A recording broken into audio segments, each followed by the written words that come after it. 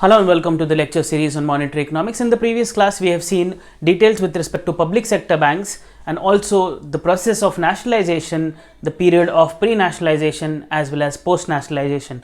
In today's class, I will be talking about private sector banks. So let's get started. As you know that banks are classified as commercial banks as well as cooperative banks, and in the commercial segment, we subclassify that into public sector banks, private sector banks, foreign banks and regional rural banks. In my previous lectures, I have covered more or less all the public sector banks that which are operating in the Indian economy per se. In this class, I'll be talking about the private sector banks, that too with respect to the old private sector banks or old generation private sector banks as well as the new generation private sector banks. So let's get started. Now, whenever I talk about the old private sector banks or old generation private banks, these are those banks which were not nationalized during 1969 as well as 1980s, and these banks which were not nationalized effectively in the nationalization phase of 1969 as well as 1980s are called as the old generation private sector banks. There are underlying reasons why they were not nationalized. The first is the size. The size of the bank was relatively small, as well as the region where it was operating. That is, the region was the focus of these banks were regional, or the size to which it was operating was less. That is why they were not nationalized in 1969 as well as 1980s. So all the banks which were not nationalized during 1969 and 80s are called as the old private banks or old generation private banks.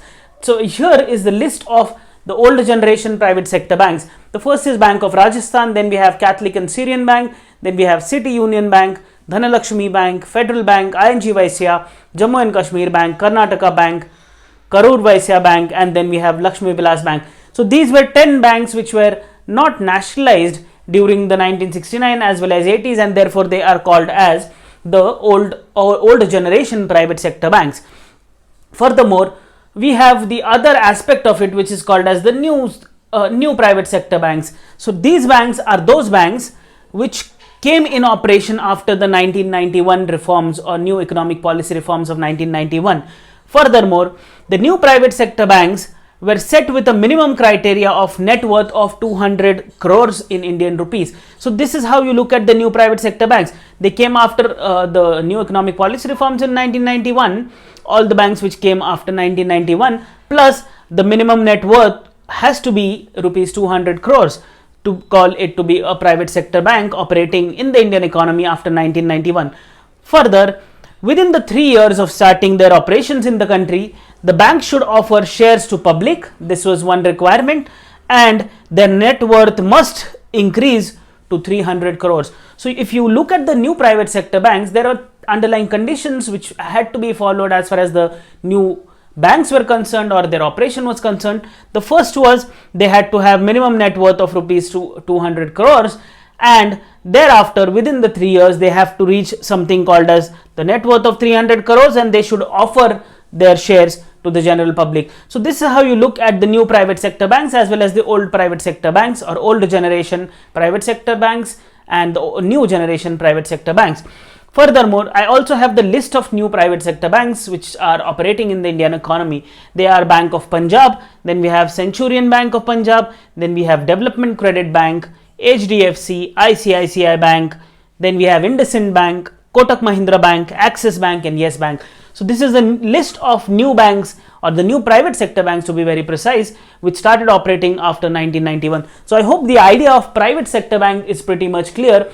It is just that there are two different generation of banks. The one is old and the other is new. Why old? Because they were not nationalized in the 1969 as well as 1980s because of their size, that is the relatively smaller size, as well as the regional focus of these banks. So therefore these banks were called as the old generation private sector banks. On the contrary, we have the banks which started operating after 1991 reforms or new economic policy reforms or LPG reforms as we popularly know them, and the banks which had minimum net worth of rupees 200 crores and reached to 300 crores within 3 years of operation and started extending public or shares to the public. So this is how you look at the private sector banks from a comprehensive scale. So please stay tuned. Thank you so much.